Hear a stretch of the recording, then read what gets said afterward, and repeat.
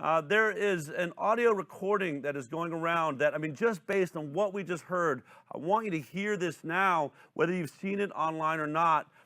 This is a city council meeting taking place in Edmonton, Canada.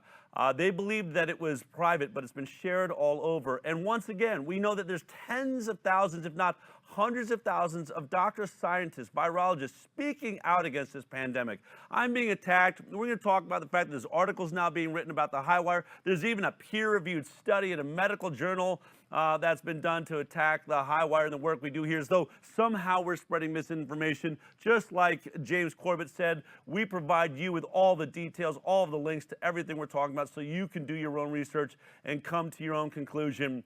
Listen to the conclusion that is coming from the mouth of literally a world-renowned, important scientist named Dr. Roger Hodgkinson, MD, CEO of the Western Medical Assessments, medical degree from Cambridge University, Royal College certified pathologist. Listen to him weighing into this private meeting, I guess a Zoom call in Edmonton. Listen to this.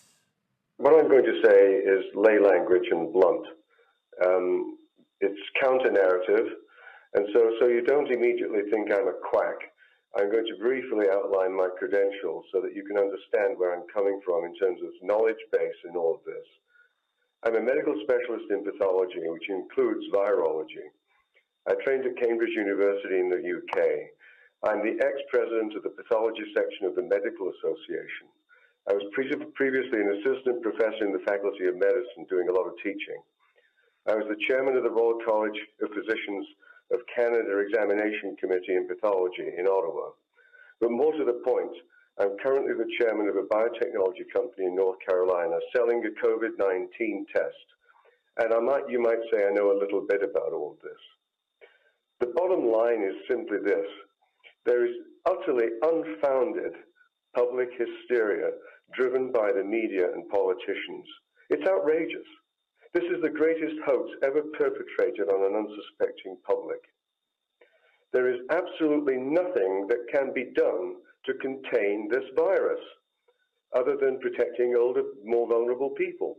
It should be thought of nothing more than a bad flu season. This is not Ebola. It's not SARS. It's politics playing medicine, and that's a very dangerous game. There is no action of any kind needed other than what happened last year when we felt unwell. We stayed home, we took chicken noodle soup, we didn't visit Granny, and we decided when we would return to work. We didn't need anyone to tell us. Masks are utterly useless. There is no evidence base for their effectiveness whatsoever. Paper masks and fabric masks are simply virtue signaling. They're not even worn effectively most of the time. It's utterly ridiculous seeing these unfortunate, uneducated people, I'm not saying that in a pejorative sense, seeing these people walking around like lemmings, obeying without any knowledge base to put the mask on their face. Social distancing is also useless because COVID is spread by aerosols, which travel 30 meters or so before landing. And closures have had such terrible unintended consequences. Everywhere should be open tomorrow, as was stated in the Great Barrington Declaration that I circulated prior to this meeting. And a word on testing.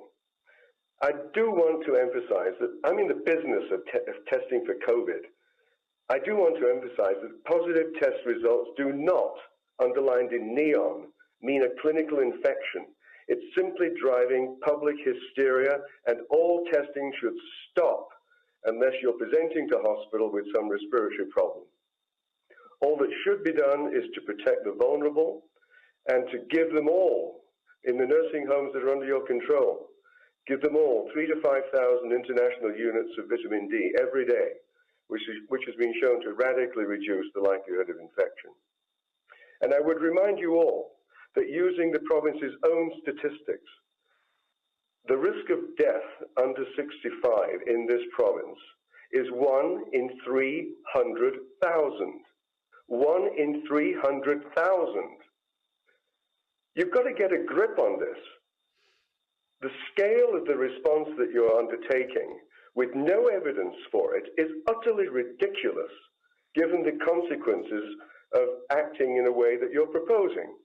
All kinds of suicides, business closures, funerals, weddings, etc., etc. It's simply outrageous. It's just another bad flu. And you've got to get your minds around that. Let people make their own decisions. You should be totally out of the business of medicine. You're being led down the garden path by the chief medical officer of health for this province. I'm absolutely outraged that this has reached this level. It should all stop tomorrow. You know, if it was just one man, one voice, one doctor, one scientist like that speaking out, okay, maybe he's lost his mind. But the Great Barrington Declaration shows us that we are reaching, 100,000, if not more, scientists and doctors around the world saying the same thing. And these are top. This guy is not just some doctor in a small town clinic. This is a man that is got a company putting out the very tests, and he's telling you they are complete bull crap. You must stop using these the way that you're using them. Folks, I don't know what it's going to take. We have 9 months of the High Wire here, 4 or 5 episodes per month. So what is that? 45 episodes of scientists just like that telling you that.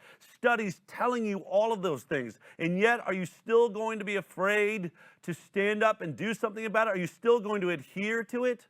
I want to tell you there is a chance we still win this. It's proven in Denmark. In Denmark, they tried to pass the most draconian law in the world, essentially mandating that people would be forcibly vaccinated if the government decided they could be vaccinated and they liked the vaccine. That the police could forcibly come into your house and sanitize your house. That you could be taken indefinitely into a cell, taken away from your family. I mean, this law was absolutely outrageous and unacceptable. And the people of Denmark said, no way. Just the last week, they took to the streets, pounding pots and pans as they marched through every corridor of their town. I think we have some images of that right here. So people gathering outside the Capitol, everywhere they wanted to go. This is them.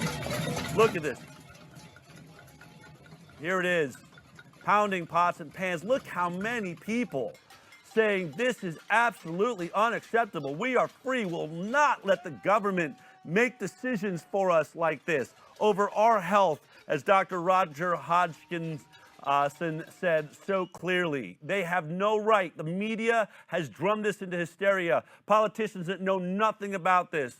Well, folks, if there's a sign of hope, this is it. Forced vaccination law in Denmark has been abandoned after public protests.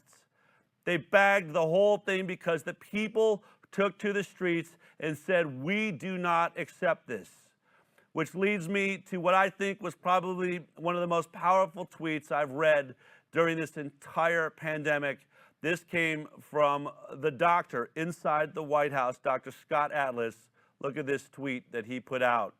The only way this stops is if people rise up. You get what you accept. We get what we accept. It cannot be put any better than this. They do not have the science. The science is clear. Masks don't work. Lockdowns are too late and do not work. They only destroy lives. We are destroying our economy. And why? Because we have leaders in this world that are dreaming of one world power that dictates to every nation without borders, so that we will be slaves in some giant umbrella system in our neck of the woods or whatever our aptitude is. We will have no control. We will not be individuals. We will not rise.